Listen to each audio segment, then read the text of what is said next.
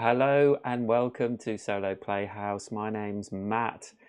Today I'm playing more Kinfire Chronicles Nights Fall. At the end of the last quest 4, we moved on to the city of Dinlux and we have 4 town points instead of 3, so we can do 4 things. And there was a map hidden away. Spoilers.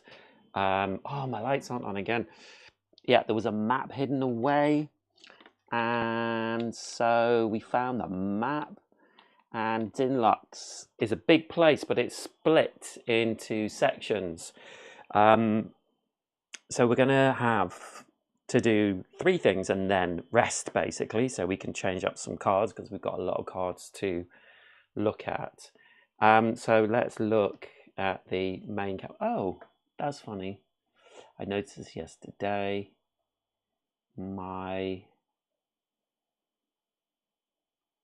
Logitech camera has disappeared. Strange.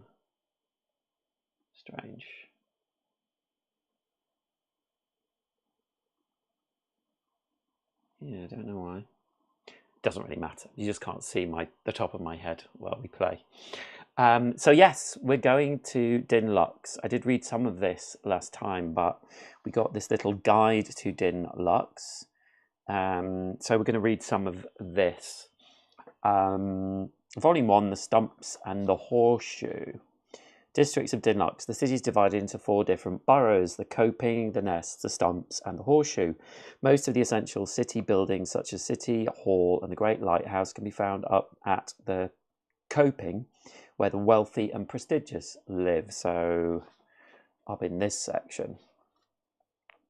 But a traveller can also find most anything they need down in the Stumps, where your humble author resides. The Stumps is the lowest part of Dinlux, so they are actually sectioned off on the other side of this. So this area is the Stumps. Where the city touches the sea, it may not be the loveliest borough, but there are so many wonderful people here. There are the children running about who like to bring this murk gifts made of shells and stones. There are card players down at the docks who like to rub this murk's head for luck. And there are guards hanging around the barracks who like to spit on this murk as they pass by. All in good fun, really. For sightseers with a thirst for knowledge and adventure, the first place to visit in the Stumps is Seeker's Rest, home of the Seekers Guild House and the famous Library of Light. Watching those powerful Seekers come and go is a treat, and if you're lucky, you just might spot the Guildmaster herself, Lyra Duskrider. The Tumbles is home to many of the city's poorest citizens. So the Tumbles is this area over here. While most people avoid this place, some of the Merc's greatest friends come from here. And nearby Mariner's Wharf is where the humble Merc resides. So this person is in Mariner's Wharf. We might want to go and visit them. Once you grow accustomed to the smell of fish, Mariner's Wharf is an excellent place to sit and watch the goings-on of everyday people in the great city of Dinlux. The Horseshoe, this island mostly populated by dwarven refugees. So this section here, Scholarfell and Marketfell, from when the starless knights returned. It used to be nothing but rock, but is now a bustling borough of homes and businesses. The main place of note here is the Scholars' Circle, where the city's brightest magicians and scientists study and improve the world. Non-members are rarely allowed inside, unless that is you are volunteering for their magical experiments. Okay. The sign-up sheet is in the lobby, but this Merc must warn you that the pay is not nearly worth it. It's an option. And then we have a little list, very helpfully, of recommended places, recommended stops and landmarks and other points of interest. So we have Luca's Tea House, purveyor of teas and botanical concoctions. Luca is a botanist and of some renown. Although he sometimes closes the shop to go gather ingredients out of town, he sells valuable medicinal substances when open. Journey's Rest Inn is where we will go to rest. Isabel's Emporium, for the traveller with coin to spend, this establishment offers a variety of goods. The House of Mysteries. Lady Mystery offers her talents to those willing to pay the price. Fortunes are told, but don't blame the lady if you don't like what you hear. Interesting. We only have 4 coins at the moment. That's all we've got. So we don't have a lot.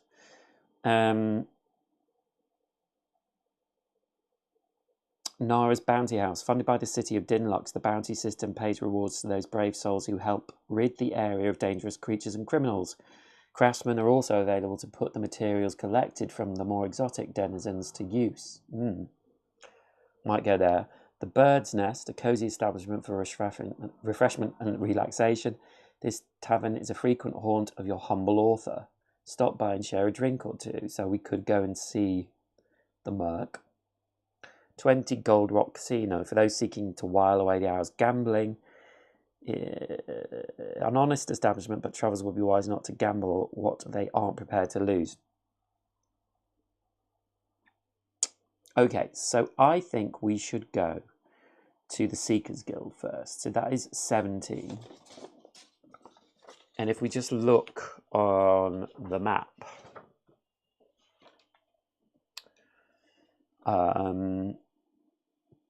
17 is in this lower area, so we can go here. Obviously we can't go further up. So we will go to 17. So I guess what we do is we go to the Dinlux pack and we look through Dinlux 17. So I'll put that over there, out of the way. And let's have a look at this. As you enter the guild hall, some of the other seekers slap you on the back in greeting. You join them in the dining hall for an ale as they recount stories of their recent adventures. One pulls out an enormous black tooth, recovered from a strange worm-like creature, and another shows you a blistered scar down their left arm. You're about to tell your own harrowing tale when Guildmaster Lyra appears and beckons you into her office. I have a job for you if you're interested. It's nothing too difficult, but I think you'll be pretty intrigued. Take prompt Q18, and this is why I didn't put which quest we were doing. Because I thought we're going to get some more quests.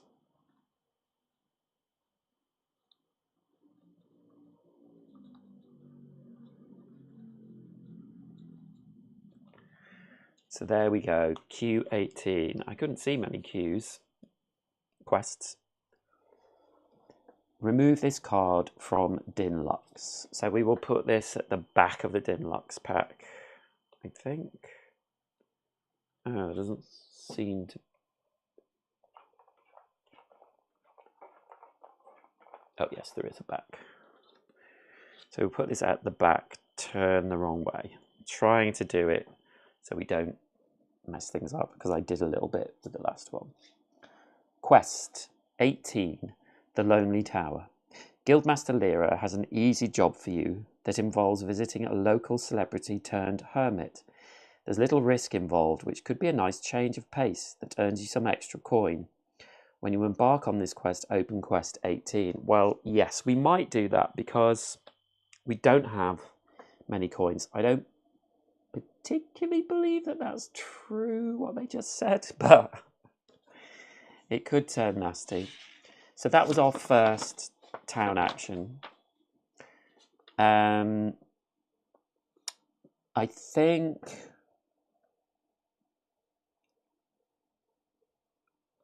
we do have some exhausted in our decks. Yes, in fact, core has 3. So I think we might go to the Bird's Nest 19. So if we look on here, where is the Bird's Nest?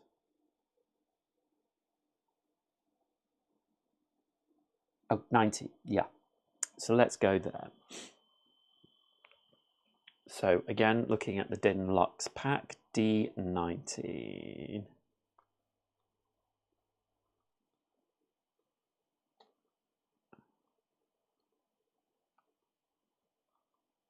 Wow.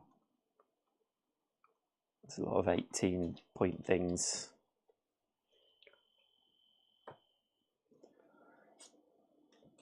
So, intrigued by the sign outside, which is really just a bird's nest, complete with the nesting songbirds, you step inside. The tavern is somewhat run down, but quiet and comfortable. Your eyes are immediately drawn to the battered revenant seated at the bar, apparently nursing a glass of something flammable. They look up as you approach. "Hello there, seekers. This humble merc is at your service. This merc trades in secret techniques gathered from all over Atios. You may shop with the merc. Add them to the Dinlux market if you haven't already."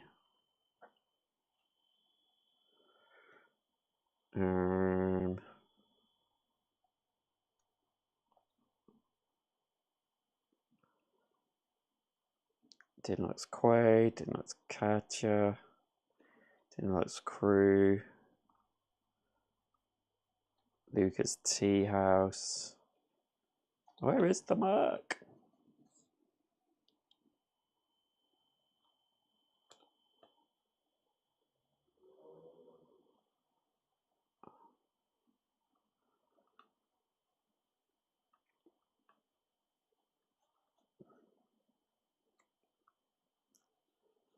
Come on.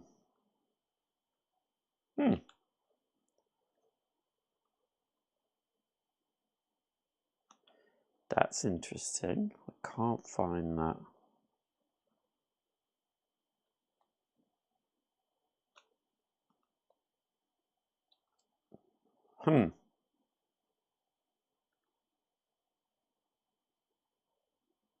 Oh, the merc, yes.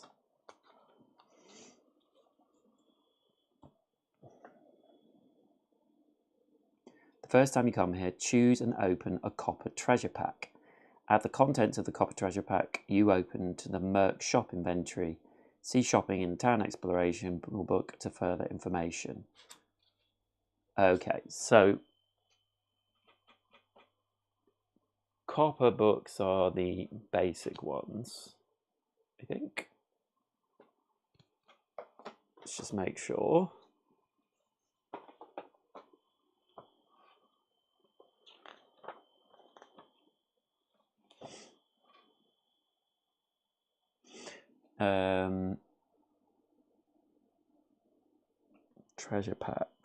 Treasure packs 3 and 6.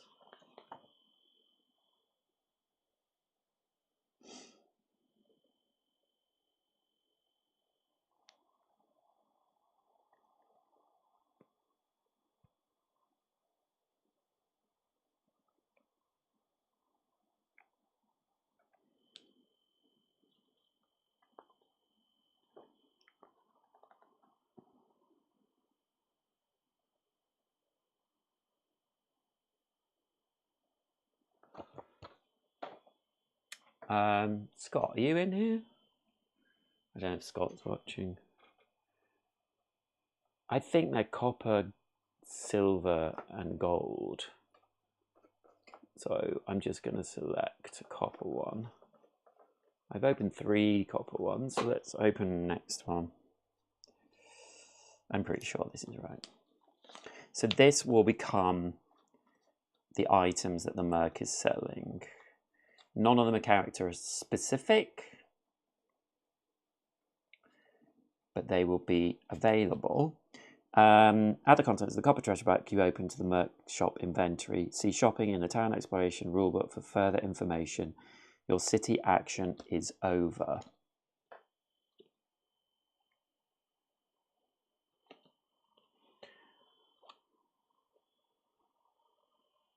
So this will go back into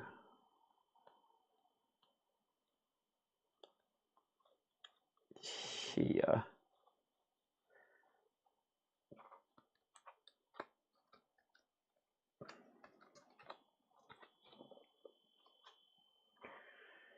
And this will go into our box here. And it will go into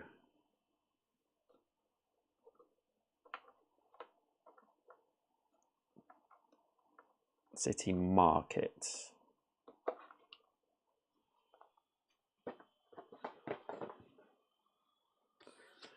And we will look just briefly at shopping.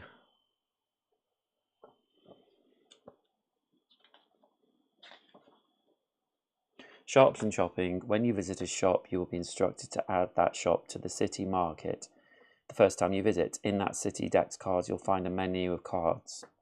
Move the shop's menu card along with its inventory to the city mark section of the loot box. From then on, when you use a city action to visit that shop, you'll be able to purchase items from its inventory. When you buy something from a shop, you may either add it to your supply of unused cards or immediately swap it into a Seeker's deck using the rules listed under Sleeping at the Inn. Oh, you can swap cards in when you buy them. I haven't done that before. When you visit a shop as a city action, you may purchase some or all of the shop's inventory before the city action ends.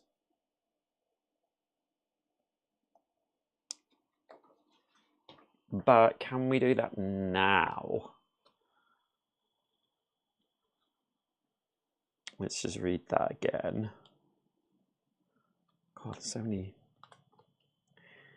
Add the contents of the coverage open. See shopping in the town's exploration rule book for further information. Your city action is over.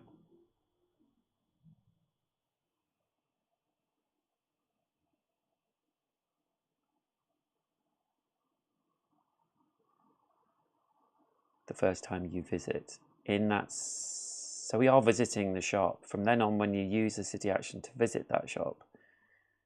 It's very unclear about that, in fact.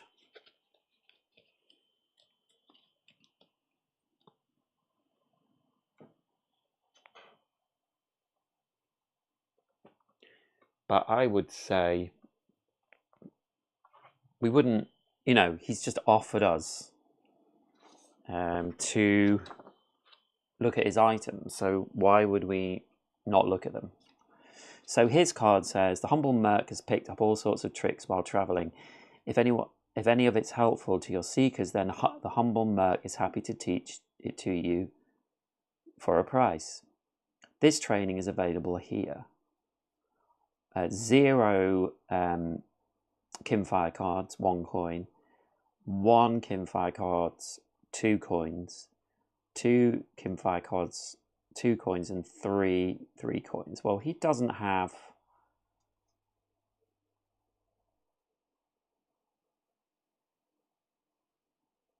Once purchased, add the cards.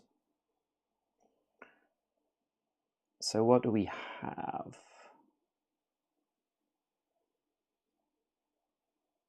I honestly think at the moment I'm happy with what I've got because I had to do a bit of swapping around. So I'm going to keep everything as it is. But we have a new place to go, and perhaps he will get new cards. I don't know. We will see. So that was our second city action. So we have another one to do.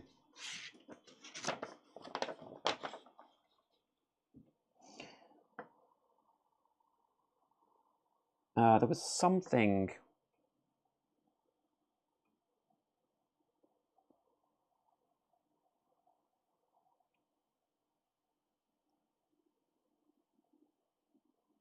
Nara's Bounty House. That might be interesting. So let's go to Nara's Bounty House 7, which is here.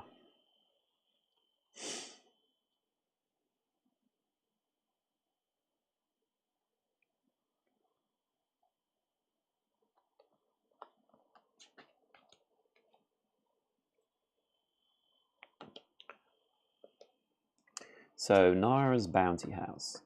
When you enter, a tough-looking elf looks up at you. Welcome to Nara's Bounty House. I'm Nara. I pay bounties on troublemakers in the area, but I also buy parts from more exotic creatures. I know a few talented craftsmen who can fashion magical items from such things if you so wish. What's your pleasure? You may shop at Nara's Bounty House. It does say that. Add it to the Dinlux market if you haven't already. See shopping in a town exploration rulebook for further information. Your city action is over. So this will go back.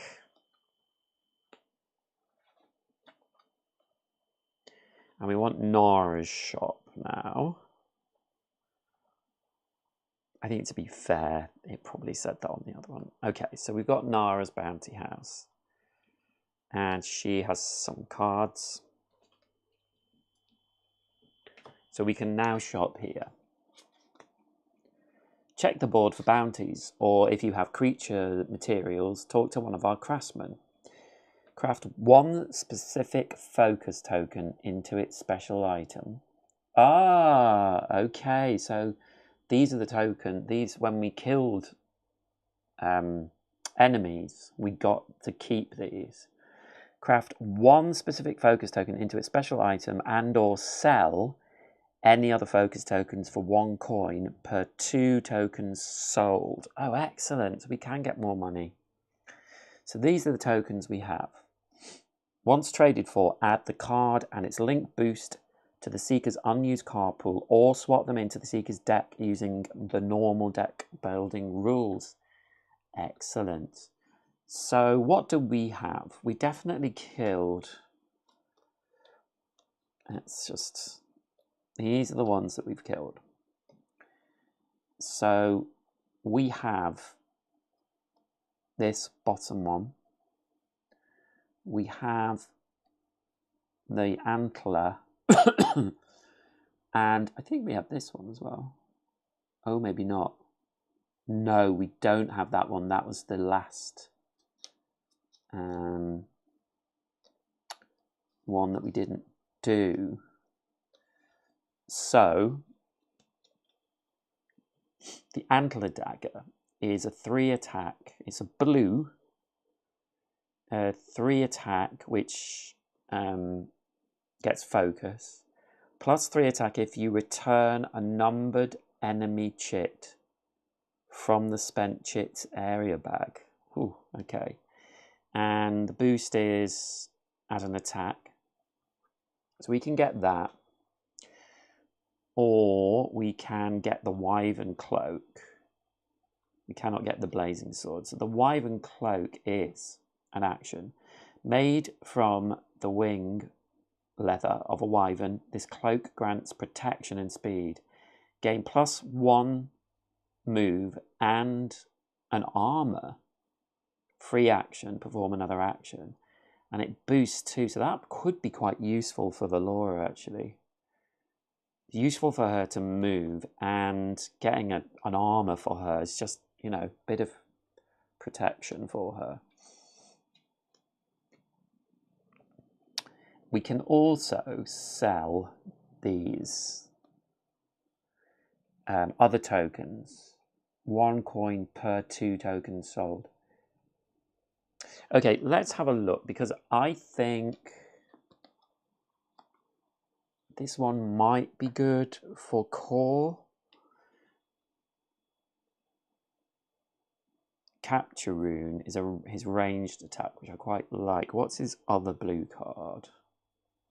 Guarded Strike is just a 2 attack after gain an armor.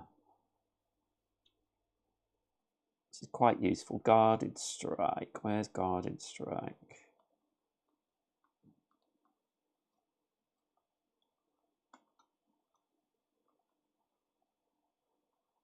Oh, that's the only thing. Block 1 for another Seeker and 2 damage. Or 3 damage, potentially up to 6.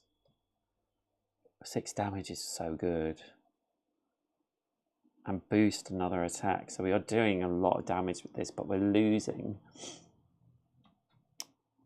this card, which I quite like him having.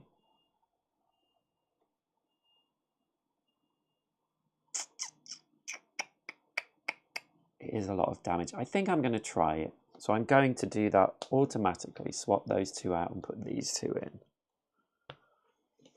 See how that goes. Getting more damage is good. And it also would add a damage for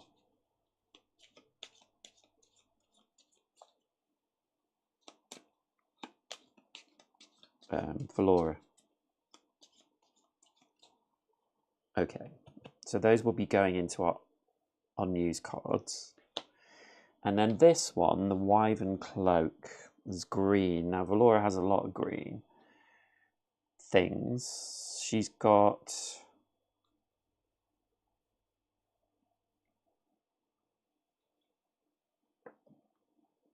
Quick Shot is a free action. I might just have to sort these out. Valora's Bow. Splatter Arrow. Quick Shot. Fleet Arrow, Splatter Arrow. Quick Shot, Valora's Bow. Fleet Arrow. So let's take these.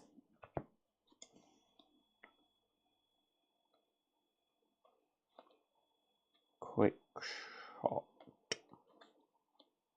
Splatter Arrow. And Valora's Bow. I don't really want to get rid of this because it's a dual one and the attack is quite good. Fleet Arrow does 2 damage, so we'd be losing a ranged attack. Valora's Bow does 2 damage, and this does 2 damage as well.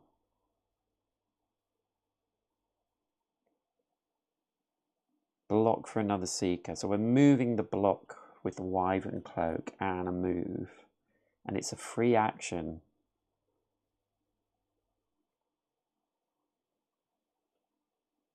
I don't think we always need to protect core. So I think I'll swap that one out. And we will put Wyvern Cloak in, see how it goes.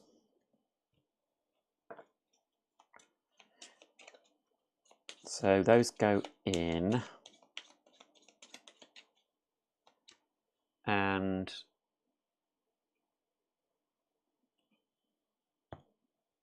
I'm not going to trade these in yet. So these will go out of the game.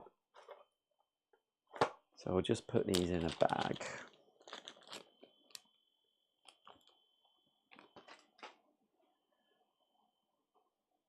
And then we will keep all these for now. Because it's possible they might come up again, I don't know. So there's still a Blazing Sword here. So we will keep Nara's Bounty in our city market. So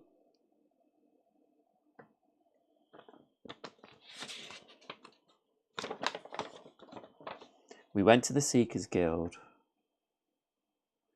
We went to the Bird's Nest. And we've now been to Nara's Bounty House. So that's 3 actions. So now we need to go to Journey's Rest Inn to rest, because we do have some bad stuff. So we will go to number 4.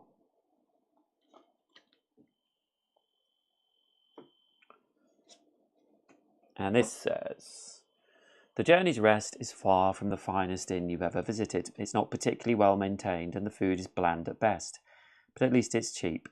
And for those on a budget, that's got its own appeal.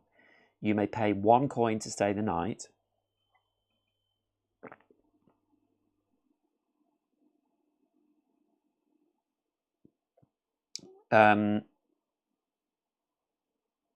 Due to the cheapness of the accommodations, each seeker may only swap out 1 action from their deck if they do.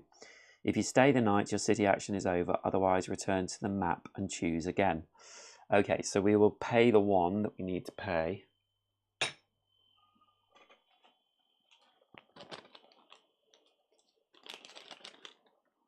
Boop. And we will stay the night. So it doesn't say it here, but when we rest, we get rid of all condition cards from our decks. So all this exhaust goes out from both the decks. I think Valora's got some. Oh, maybe she hasn't. Yeah, she's got 3.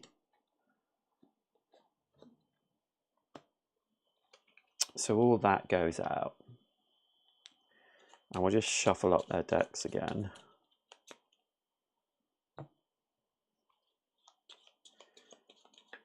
Let's just check. 1, 2, 3, 4, 5, 6, 7, 8, 9, 10, 11, 12, 13, 14, 15, 16, 17, 18. Correct. Now we can, of our unused cards, we have quite a big pack. And we can only swap one in and one out. Heavy stuff is quite tempting. It's 1 Kinfire, which is fine. We all both got... Well, Valor's got 3 Kinfire, actually. Charge.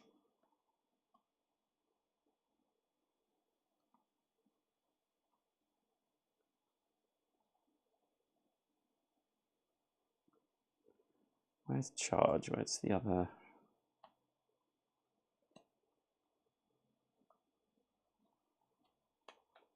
Need to look for the other charge.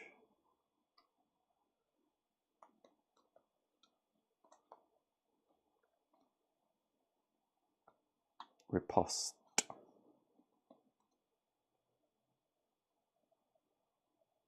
So this is a cause one that we got rid of, I think. Crush.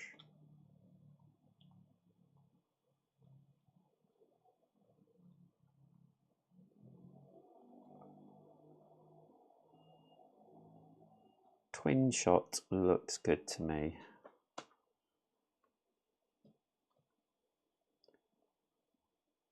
Core also has painless defeat.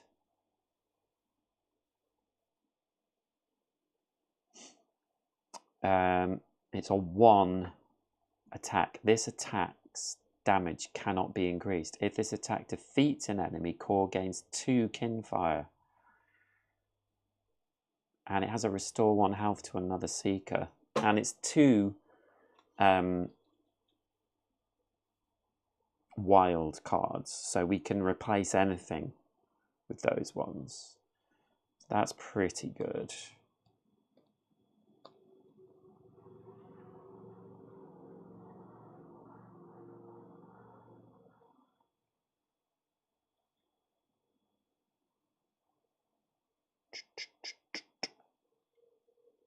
Roar of Challenge looks quite good for Core as well. These are specific to the character because they have their character up in the top.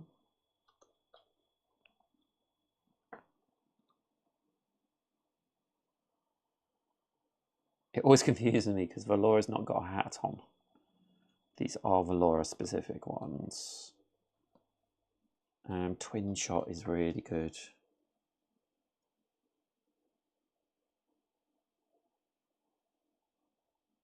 A 2/2.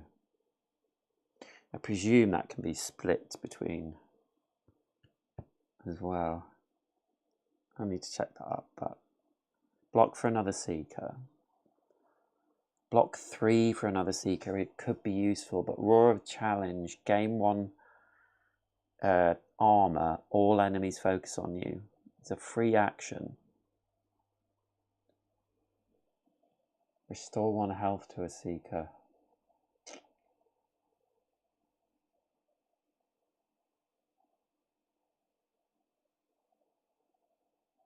This attack damage cannot be increased.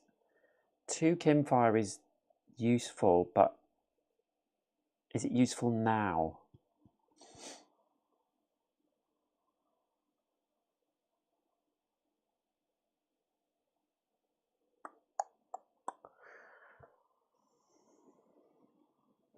I just love the idea of him having a lot of wild cards. What would we take out of his deck? One of his attacks.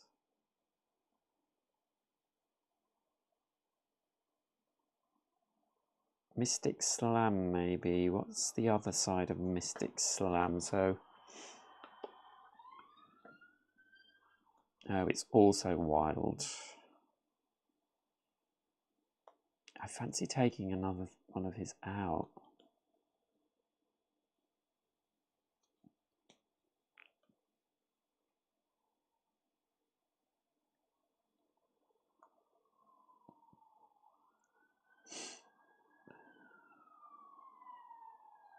How many ward actions can we have?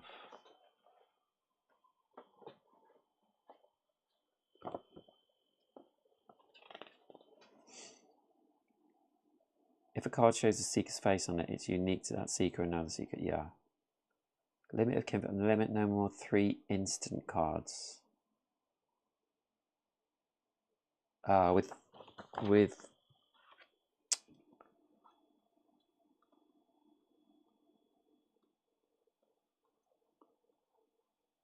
that's fine. He's only got 2. So little lightning bolts in the corner are instant cards. So we could have this one. I'm kind of feeling like maybe we should swap out a green. Shadow Charm.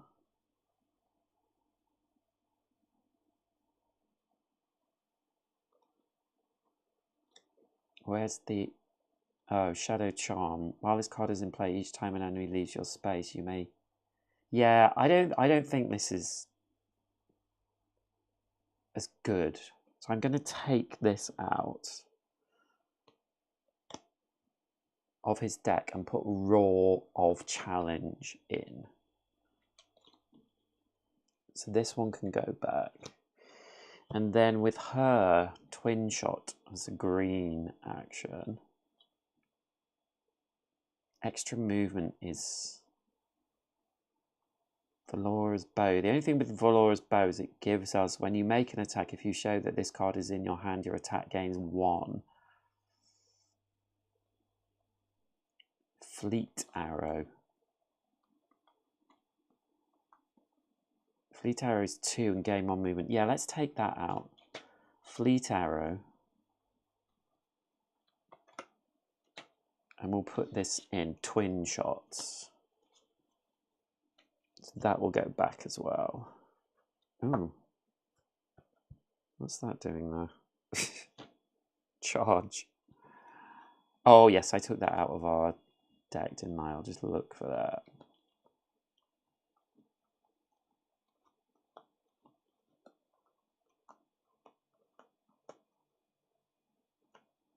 Crush, crush. Charge. There we go. So that will be what we do.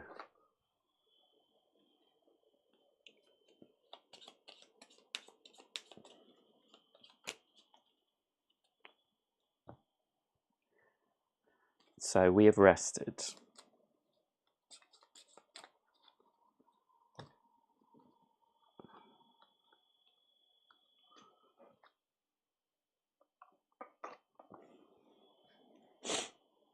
I'm just going to make sure I've got 1, 2, 3, 4, 5, 6, 7, 8, 9, 10, 11, 12, 13, 14, 15, 16, 17, 18.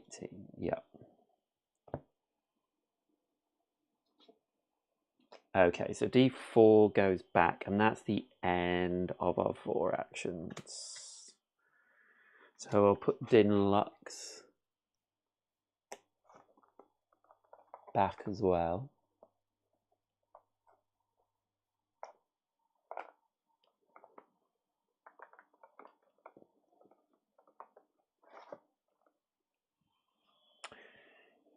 And we are done. So now we're going to go on a quest.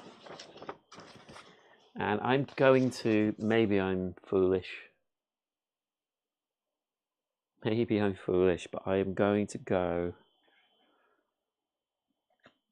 and do this one. So,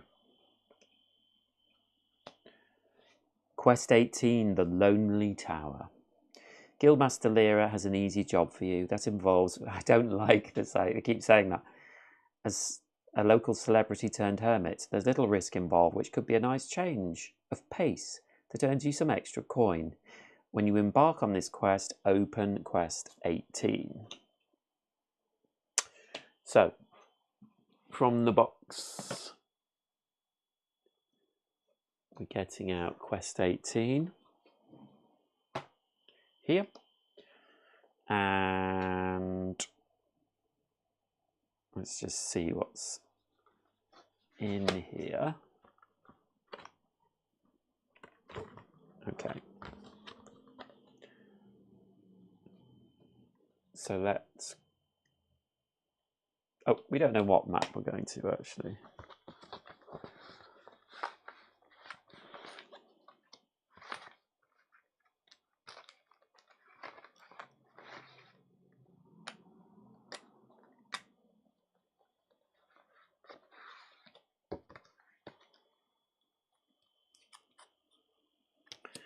Yes, we've got to look at the book. Sorry, getting confused.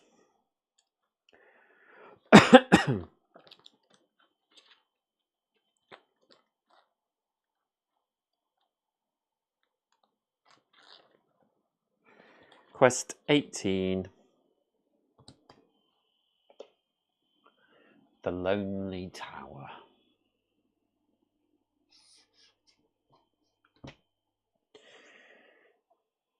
Guildmaster Lyra unrolls a map of Atios on the table before you. Talos has made a request on behalf of the Scholars Circle. A bit of a cushy assignment for you lot, I'd say. She leans forward and places a flag on the map a few days out of Din Lux. Archmage Archibald. She stands and waits, but none of you react. Archmage Archibald? She says again. You shake your heads blankly until Lyra explains. Archibald is a renowned sorcerer. He fled society decades ago when the pressure of his fame got to him. Now he lives as a recluse, in a tower out in the middle of nowhere. Powerful magic has protected him from the darkness these last several years. She points to the flag.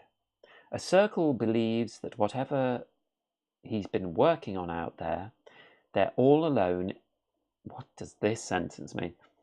The circle believes that whatever he's been working on out there, all alone, is likely to be truly groundbreaking, and we really could use someone of his talents at a time like this. All you have to do is convince him to return. You've been through enough by now that this should be a walk in the park. It's not going to be a walk in the park. 18.1. Your journey to Archibald's Tower is remarkably pleasant. The weather is clear, the wind is at your back, and you have the fortune of encountering a caravan willing to share their orcish tea and warm cinnamon rolls. Ooh, sounds nice. When you reach the location, you scan the horizon for a tower, but find nothing but a decrepit building, just a few stories of crumbling stone. You can't imagine who would so charitably call it a tower, but there's nothing else around. You try the wooden door, finding it locked. So, conundrum. And we are both on the same side, so we have to go with there's no need to be rude. Let's knock. 18.3. So everyone gets... Both of us characters get a Kinfire.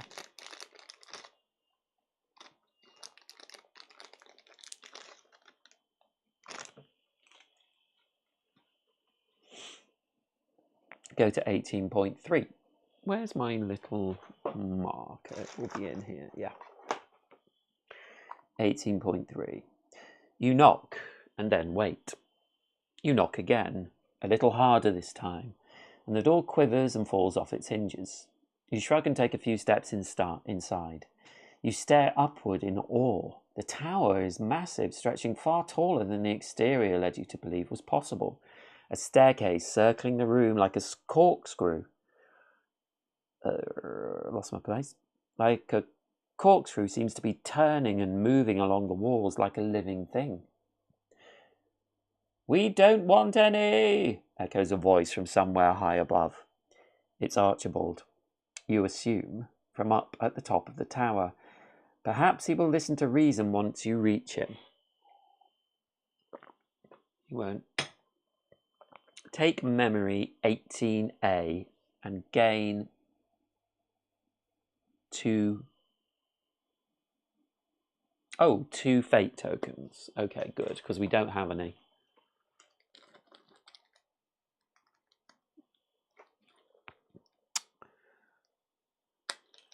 Because we used them all up and then died.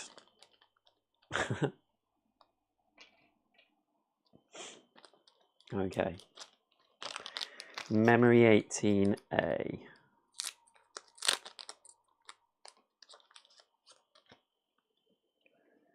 Memory 18A says, instead of forcing your way in, you politely knocked on Archibald's door. He didn't exactly welcome you in, but maybe it's the thought that counts. Discard this at the end of quest 18. Go to 18.5.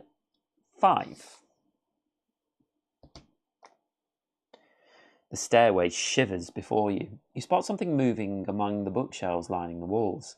Small winged creatures suddenly fly down at you, with tomes hanging in their grasps. You try to swat them away, but one perches on a nearby shelf and lets out a loud squawk. A swarm of even more of the creatures descend on you from above. See, it wasn't going to be easy. Open the atlas at map 22 and take memory 18G.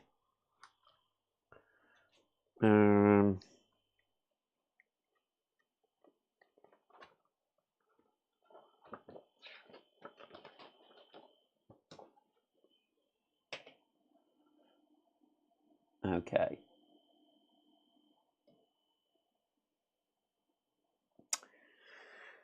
Memory 18G.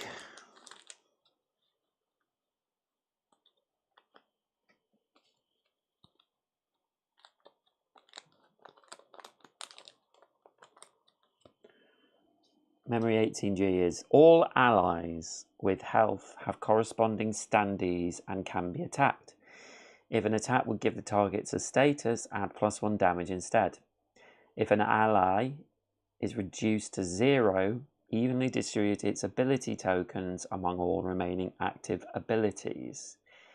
If 4 allies are reduced to 0, go to 18.3. Discard this card at the end of quest 18. Okay, don't understand any of that. Put allies 18A.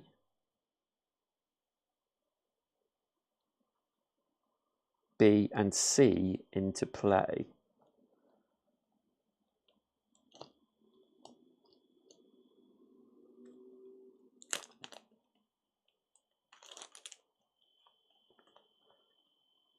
A, B, C.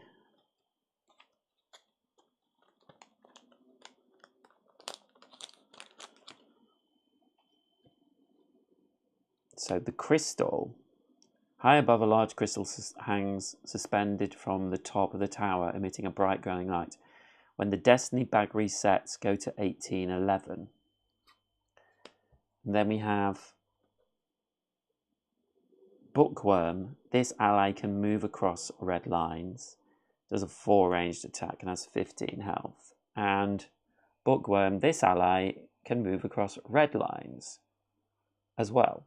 Does a 5 melee damage and has 18 health. Okay, so we will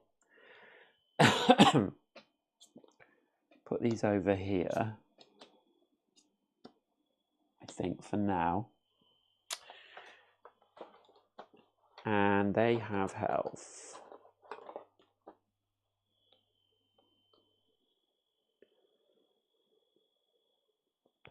So this one has 18 health. And this one has 15 health. The first time a seeker moves into a space with a number, go to the corresponding encounter in the adventure book. Seekers cannot move across red lines. If you have memory A, go to 18.6. Otherwise, go to 18.7. I do have memory A because we knocked on the door. Go to 18.6. Okay, so this is the battle setup. So we also have Archibald's Tower.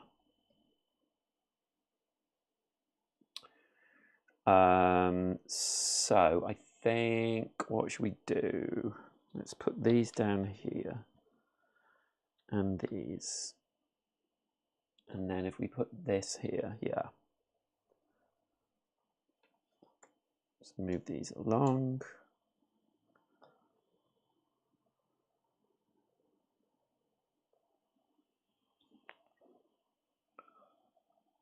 So, the crystal is a thing on its own. So we can put that here when the destiny bag resets. Remember that. This one here will go the top. And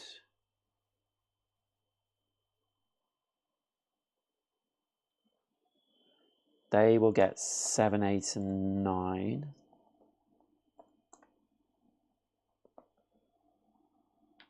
So 7, 8, and 9.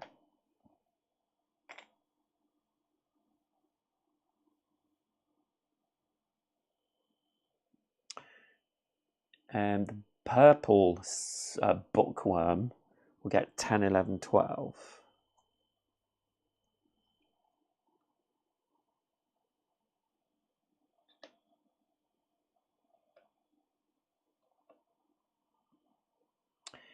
And then this, we can move up here because it's going to get 1, 2, 3 on this. 1, 2,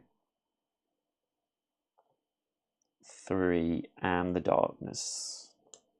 Shit. And the lower one is going to get 4, 5, 6. Okay. If a seeker is defeated, you lose the battle. Go to 1812. If a seeker moves into the space with the flag, or all 4 allies are reduced to 0, go to 18.3. Oh, and I should also say we are starting here.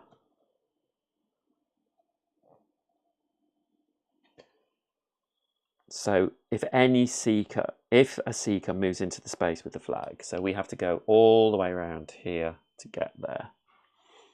So we need to keep moving forward.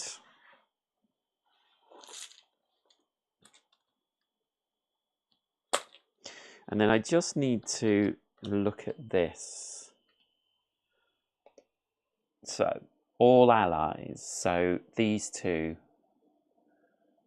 which are allies, have corresponding standees and can be attacked. Yes, so we're looking at...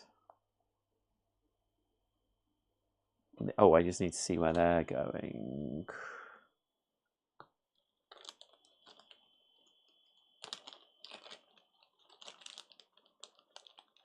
Oh, we are missing...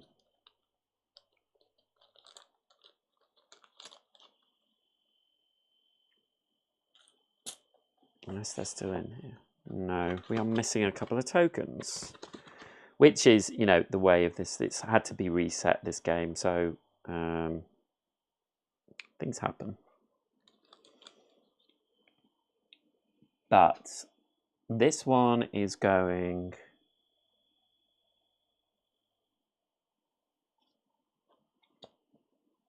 here. And this one is going here.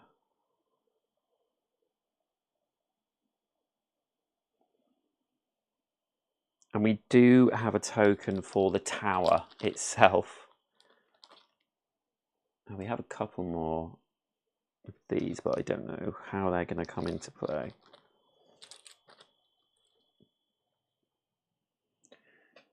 So the tower will focus on someone close to the flag, so I'll put it on core. These two, I think we'll have to use other tokens for now. Something that's similar. So we've got a blue and a purple one. That doesn't really help.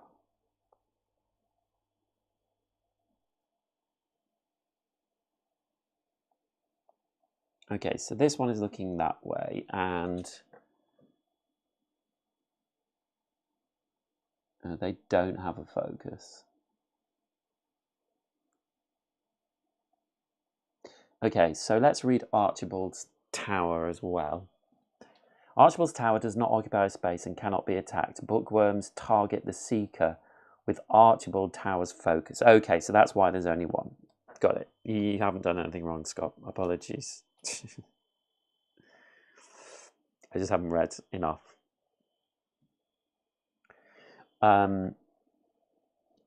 So Archibald's Tower has one of its actions. The stairs shake beneath your feet, trying to trip you up. Each seeker discards their top card of their deck. Every seeker who discards a green card may move 2 spaces. Ooh, okay. And Valora's got lots of green cards. More than core. But I guess wild cards are green. Then each bookworm attacks. Ah, okay, so that's why they don't have anything on them themselves. And then for their 4, 5, 6... Oh no, they will attack on their numbers, yeah. The tower seems to pause for a moment as if taking a breath. You take advantage of the momentary reprieve. Each seeker may move 1 space. Archibald Tower refocuses. Then each bookworm moves 1 space. And they will attack the focus. Okay. I think we're good. So we don't necessarily need to kill these things, but obviously, in fact, it might be better if we don't.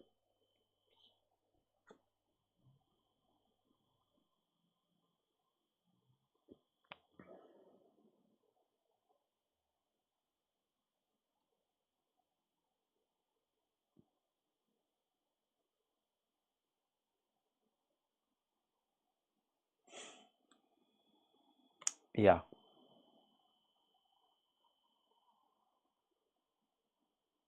If 4 allies are reduced to 0, go to 18, 13. Yeah, so I think there's, a benefit to probably not injuring them all. Okay, so I guess we should start. I think we're ready. This one needs to be 18.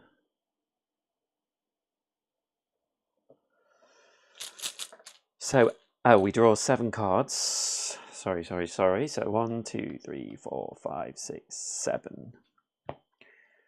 And as usual, I'm going to put my actions on top. And Core gets 3 armor.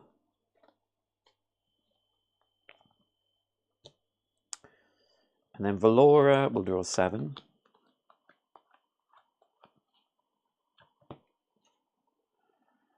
And we'll put her actions on top.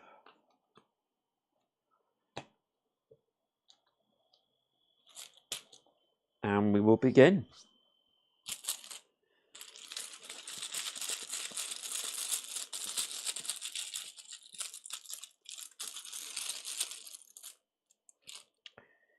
And it's Core's go.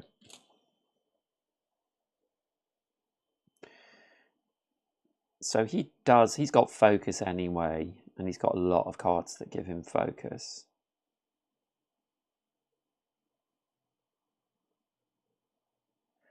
Antler Dagger won't work for 6 now because there are no enemy chits in the spent area.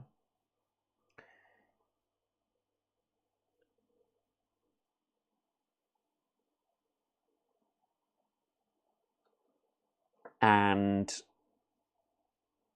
I think we can use Mystic Slam.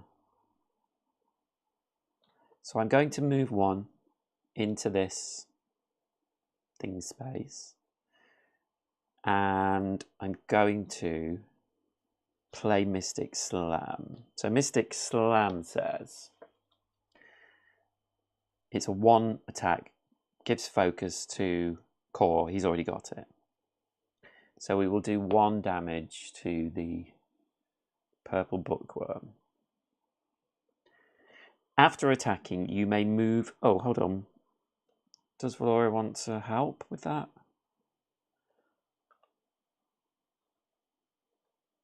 Yeah, she can boost that attack with this card because this is a wild. So it can be boosted to 2. After attacking, you may move your targets up to 2 spaces each. A move target suffers 1 damage for each space you move them. So I'm going to move this one. 1, 2.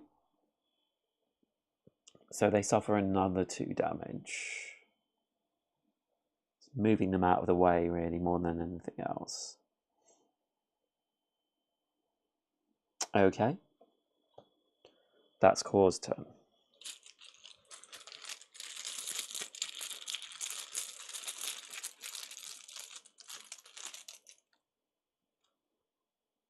And it's for Laura to go.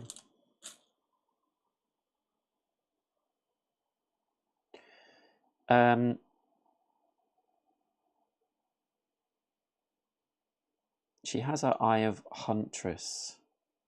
She might as well play.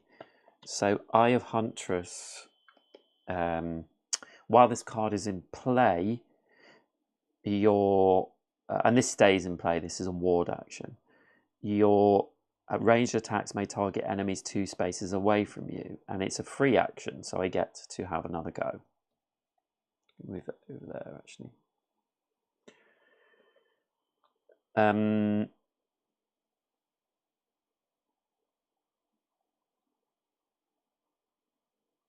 So I think I will move into the same space as Core.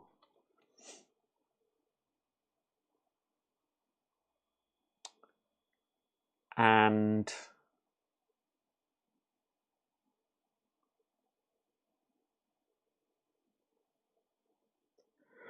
do I want to attack? It's interesting, really.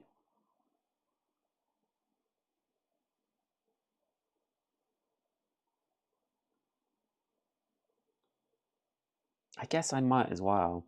So I'm going to play my Mighty Shot.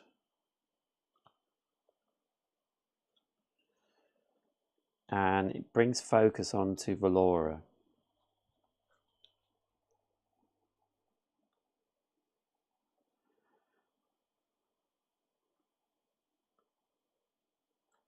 And Core can't help with that. So we're going to do 4 damage to this one here, because I have range.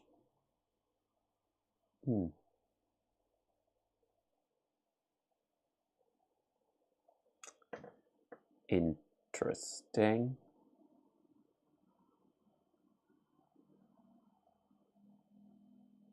Can we attack through red lines?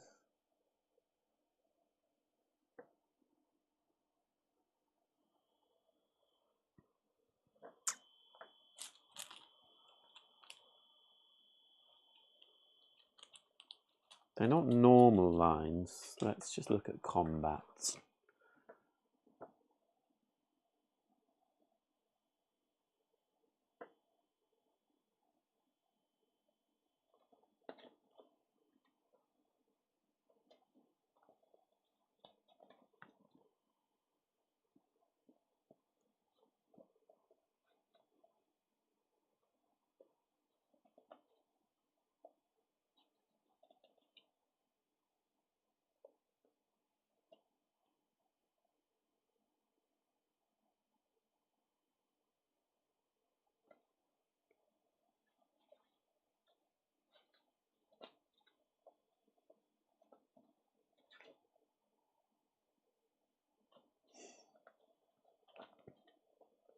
Oh, red lines represent terrain that block movement. Seekers and enemies may attack across red lines, but can't move through them. Great. So it's a range 2. So I mean, I think. Okay, we'll attack this one just to make it fair. So 4 damage.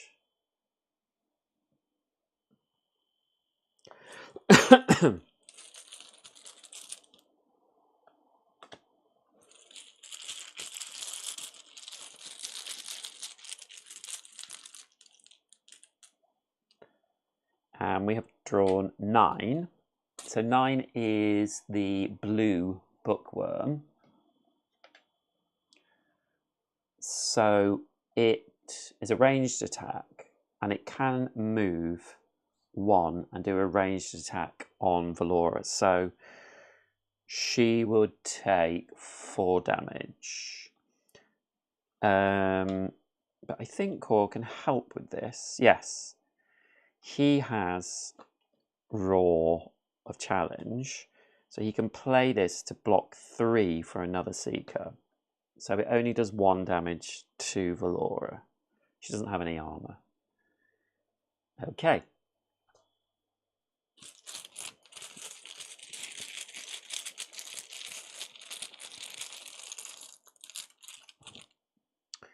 And that is 1. So that is the tower. So each Seeker discards the top card of their deck. Every Seeker who discards a green card may move 2 spaces. So Valora has, so she can move 2. Oops. 1, 2. Move into that space. He's going to move into that space as well. So we read 18-8.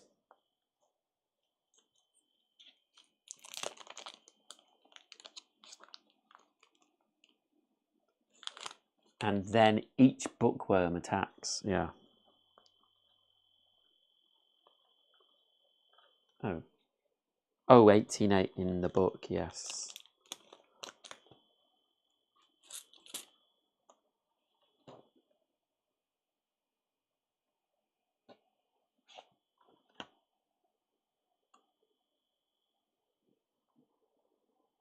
A few floors up, the stairs arch over a small desk covered in books and parchment. Before you can reach it, the reptile-like creatures swoop down and pluck a few of the handwritten books from its surface. You grab for one of the books and find yourself in a tug-of-war with 3 of the small creatures.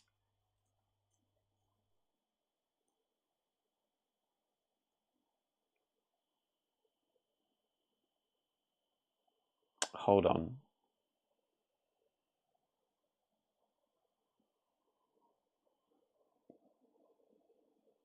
That's not right, is it? Core shouldn't have moved.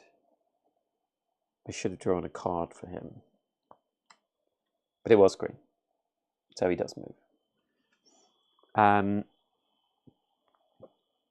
One Seeker in this or an adjacent space flips 2 cards. If the Seeker reveals any red, each Seeker gains 1 armor. Core, if you look here, has a special thing, which is good because we haven't had this. It's been lots of other things of them. So Core, your immense strength gives you an edge. Flip 1 extra card. So one Seeker in this or an adjacent space flips 2 cards. If the Seeker reveals any red, and Core does have the most red, so he gets to flip 3 cards. 1, 2, 3, and he doesn't get any red. Okay, thanks, Core. We get memory 18B.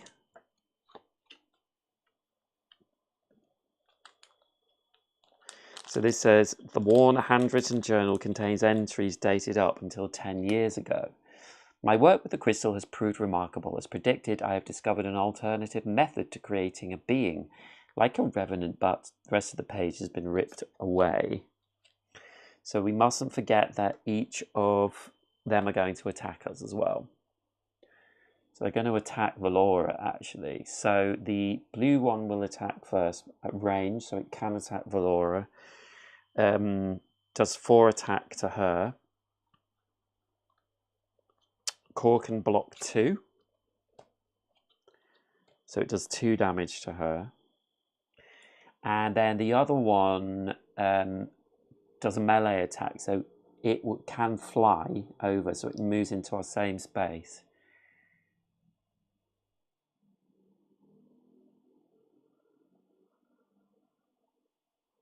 And it attacks Valora. So it does 5 damage to Valora. So down to 9. Crikey.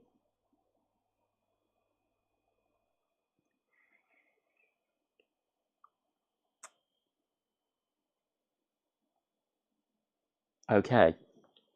I don't want to draw another one of those chits.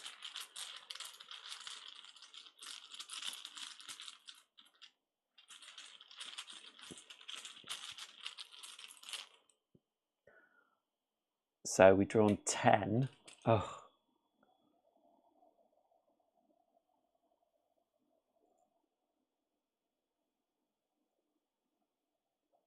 think... Ooh. We're going to use Cause Poison Barb. Return a chip to the bag and draw it again. So I'm going to put that back in the bag. And I think I'm actually going to use a fate token. So I'm going to draw 4 out. 1, 2. Oh, of course we draw their chips out now, yeah. 3, 4. So I think we'll have Core go, because I want the focus to go back to him.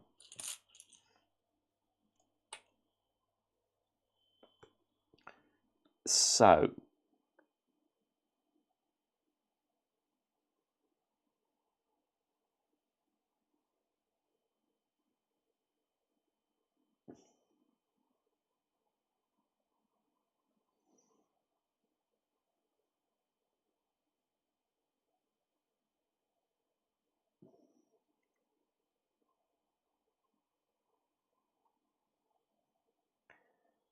yeah, Core is going to move and is going to do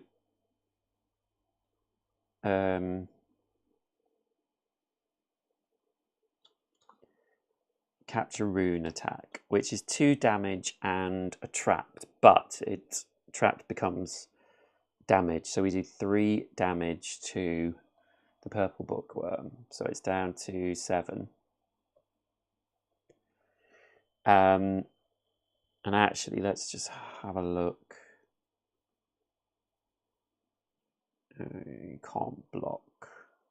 Oh, that's why I didn't want to do that. I'm going to change my mind, sorry, and use Loyal Arrow. Beg your pardon, it still does 3 attack, but it brings focus to Core.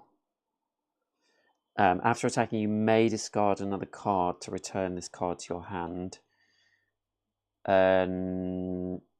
Yeah, we'll discard Capture Rune.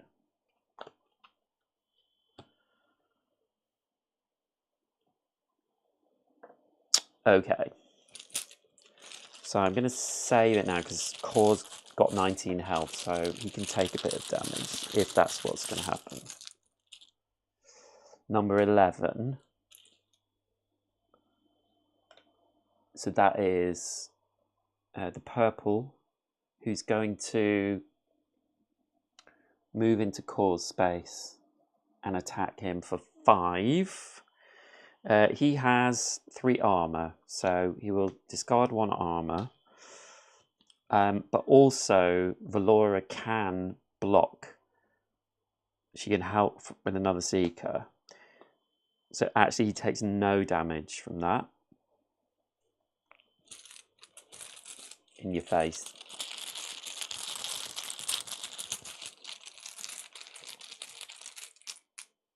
In your face. And that is the darkness chip. So we've got, yeah, 2 of these, so we can't really flip it over. So this is bad news. Each Seeker discards the top card of their deck. Every Seeker who discards a green may move 2 spaces. So Valora doesn't. Core doesn't either. So they don't move 2 spaces. Oh, this one should go here, sorry. Then each bookworm attacks. So luckily for us, oh no, not luckily for us, they're both going to attack Core. So the blue one will move and attack Core for 4. He has 2 armor, so it's only 2 damage. And Valora has a block for another Seeker, so it's only 1 damage. And then the purple bookworm is going to attack for 5.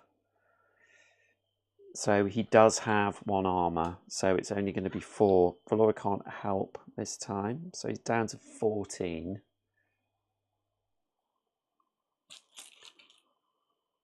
They're bad, those ones.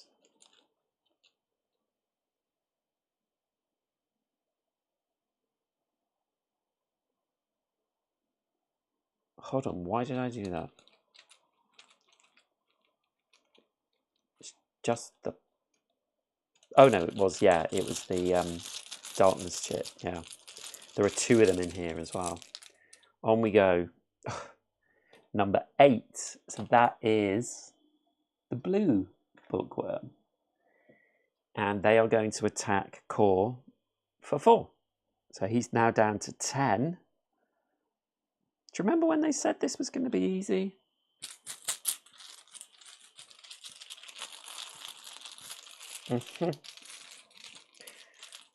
And I was going to not kill them. Okay, Valora is going next. Okay, so she's going to attack the purple for 3, which brings the focus back to her. This attack cannot have its damage reduced or redirected. And Core can't help. So it's going to do 3 damage to the purple. 1, so it goes down to 4. And then she's going to move into this space. So that gets discarded. Then she doesn't have any action cards. So she discards the rest of her cards. Draws 7. 1, 2, 3, 4, 5, 6, 7. And her lantern is charged. 1, 2, 3, 4, 5, 6, 7. So that's the end of her turn.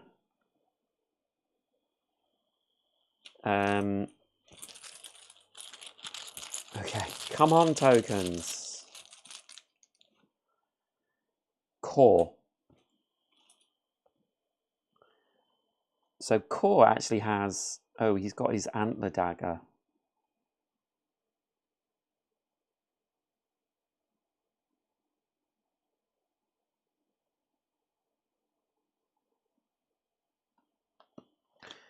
What does she have? Can she help? Yes, she can. Okay. So Core is going to do this attack, antler dagger attack. And Valora can boost that with a blue boost. So it's up to 4. He gets focus back, which does 4 damage to this one. So it dies. And its tokens are then evenly distributed. So 10 will go here, 11 will go here, and 12 will go here, I think. So for the moment, gone.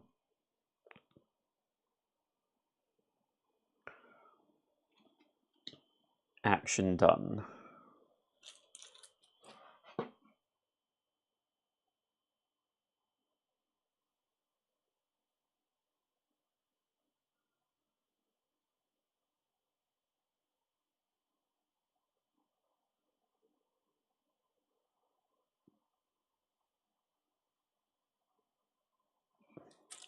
So we're going to draw another chit.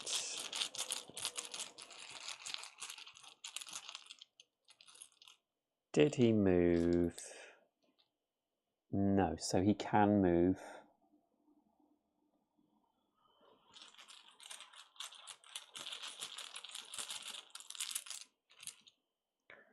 Number 7. So it's the blue one. The blue bookworm is going to move and attack Core for 4.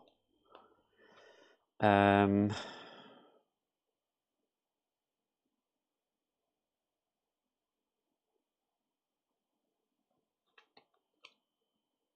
there's nothing he can do.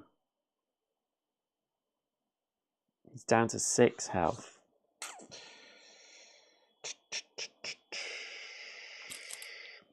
Okay.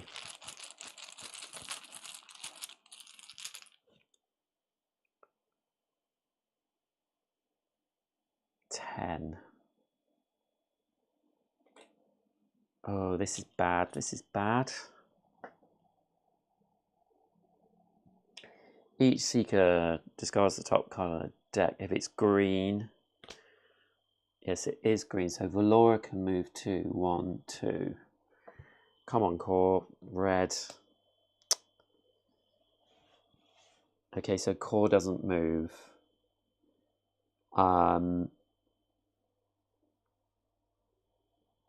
So this blue one is going to... Then each bookworm attacks. So the blue one is going to attack core for 4. And he can't protect himself, so he's down to 2. Crikey.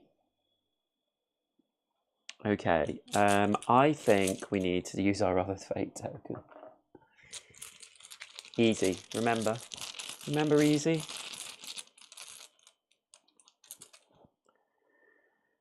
And it's a 2. Oh, you know, we're using our fate token. 2.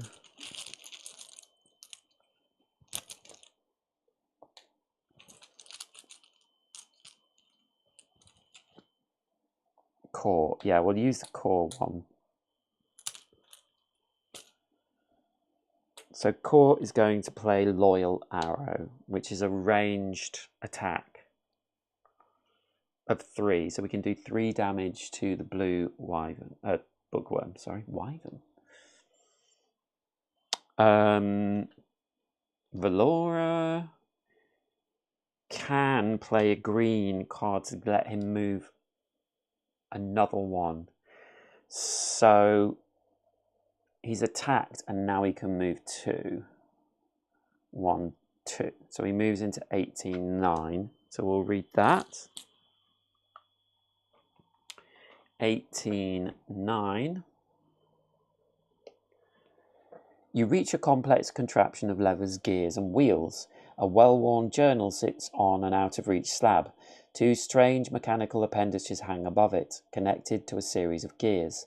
Perhaps just the right combination of levers and wheels will bring the journal closer. One seeker in this or an adjacent space flips 2 cards. If any blue are revealed, each seeker gains 1 armor. Take memory 18C. Oh, well, none of us have blue very much. But I know Valora doesn't have any. So we will flip 2 of cores, and he gets a wild one. So yes, each seeker gains armor. So he's going to have to... He probably should have drawn up cards.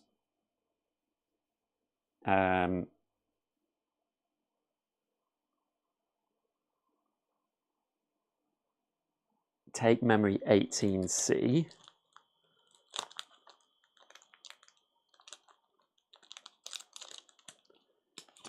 So we get this memory which says, the handwritten journal contains entries from just a few months ago.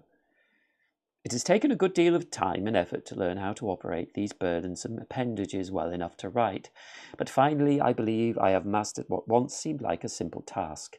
Now I shall be able to conduct multiple experiments at once, a triumph despite the cost. And that will get discarded at the end of this quest. Put ally 18E into play and move tokens 3 and 6 onto it. Oh no.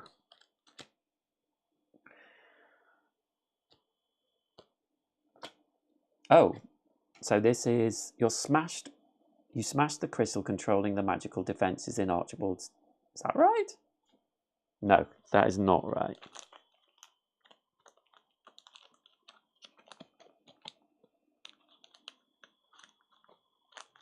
Eighteen.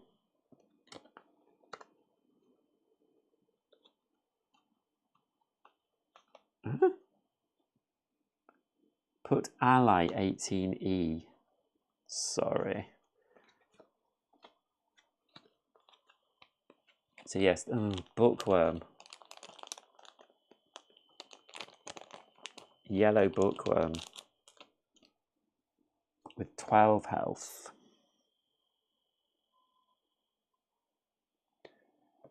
and 5 ranged damage. Place it standing in the space labelled 18-9. Oh, this is right where core is. Great. And it gets 3 and 6 on it. Great. Now, where were we up to? We'd read 18-9. Oh, it's going to attack core, isn't it? If we can get focus off core, Valora's only got 9 health though.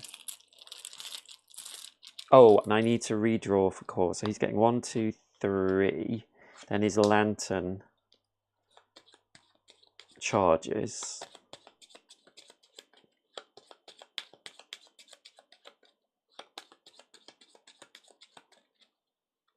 4, 5, 6, 7. And he will get 3 more armor. I think that's how it should work. He's got 4 armor.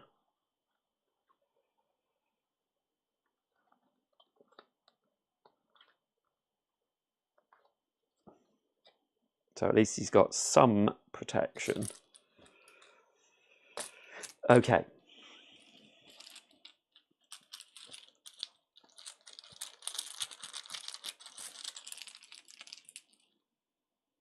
Oh, you are jeffing me. 6. So, it's going to move first because it's range. So it will move here. And it's attacking core. But he does have 4 defense. And Valora has nothing. So it will do 1 damage to him. He's down to 1 health.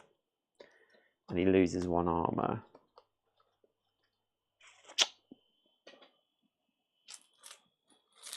And I don't have any more fate tokens. And we've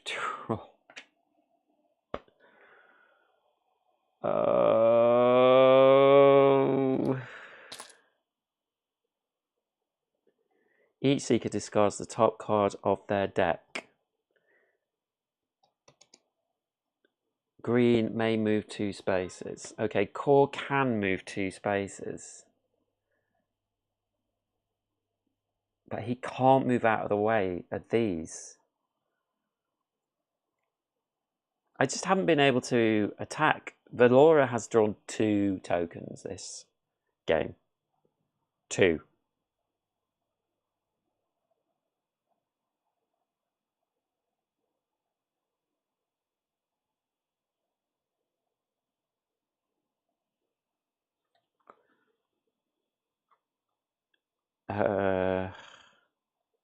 There's nothing we can do.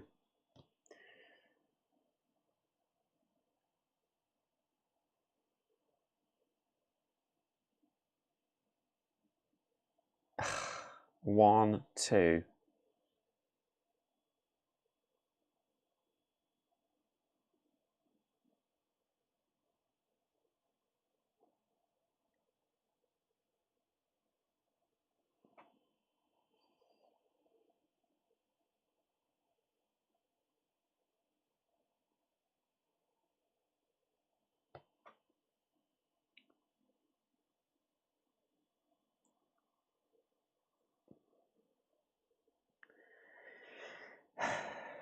Okay, she's drawn a green as well. It doesn't matter because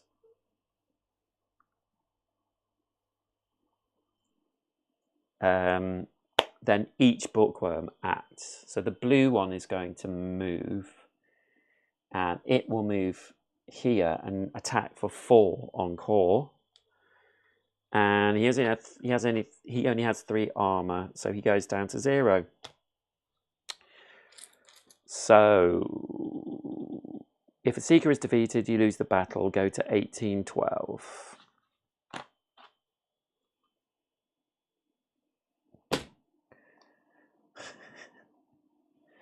The tower shudders and laughs as the creatures claw at you. Shocks of magical energy tear through the air and into your bodies.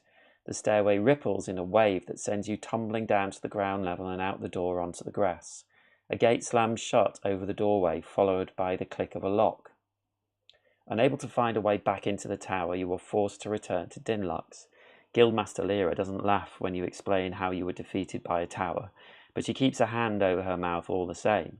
She pays you a small dispensation for your time and sends you on your way. Gain 2 coins.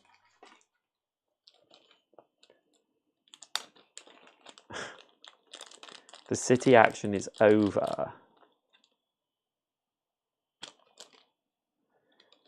That's... yeah, I'm starting to feel a little bit, if I'm honest, that the drawing of chits in this is so... it can be so damaging. So we drew 4, 5, 6, and they drew 3, 1, 2, 3, 4, 5, 6, 7, 8, 9 chits. And this one,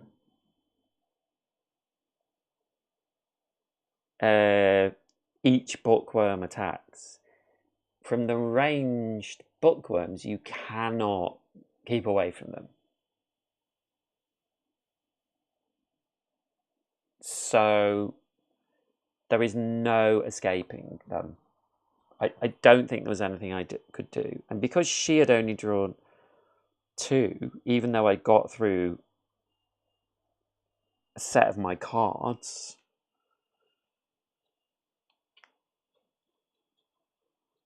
I never got to use this, you know? I could have done a lot of damage with this. And him being a tank is all very well, but if he doesn't get through his cards, I think I must have drawn a lot of action cards. It only takes a few attacks for him to be whistled down.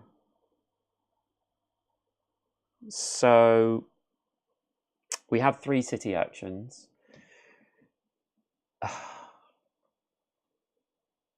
I'm feeling quite unsatisfied with that one because I'm trying, like I always say with these things, maybe I'm sure I don't play the best, but what could I have done? I attacked one of them.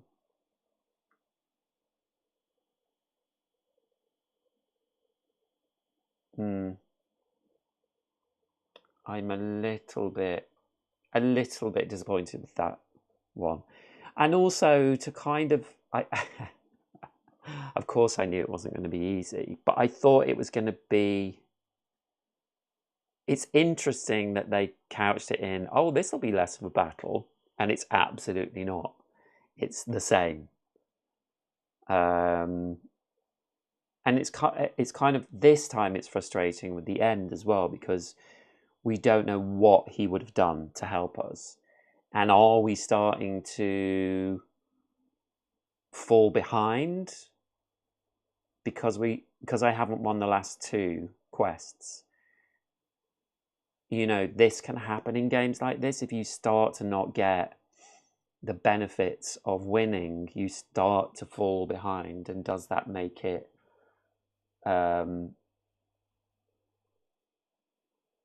worse for the next quest? And also, you know, yeah, it's just annoying. Like if I'd drawn 3, if I'd drawn 9 and they'd drawn 6, where would we be right now? You know, if Valora had drawn one of hers in those last couple of turns, where would we be right now? Probably in a quite different place without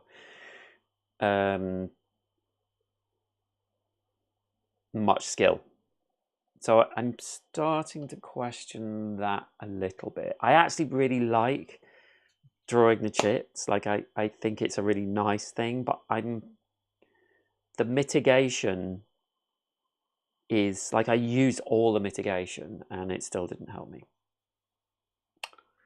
Anyway, we shall continue.